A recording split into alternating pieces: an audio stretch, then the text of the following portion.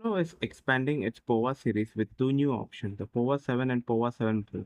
Both offers 144Hz displays, Dimensity 7300 chipset, and 6000 mAh battery and 45-watt charging.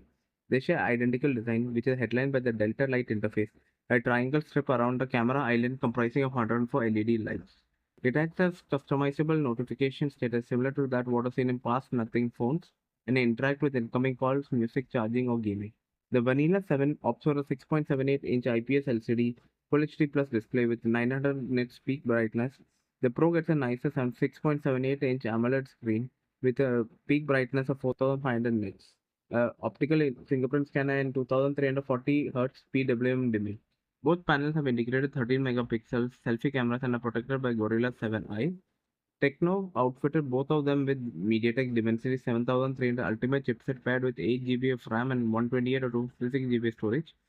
The 7 Pro gets a 64 megapixel main Sony IMX682 sensor with 8 megapixel ultrawide, while Pova 7 gets a 50 megapixel main with rubbish cameras.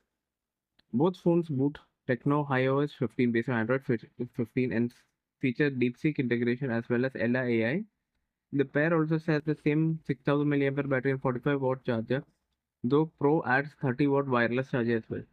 Tecno Pova 7 comes in green, black, magic silver, and oasis green. It starts at $175 or 15,000 Indian rupees for 828 128 GB variant goes up to 15,999 or $187 for the higher model. The Pro comes in deep black, dynamic gray, neon cyan colors. Pricing starts at rupees 19,000 or $222 for the base 8 128 GB and tops out at 20,000 Indian rupees or $234 for 8 256 GB. It's available in India from sale from July 10th.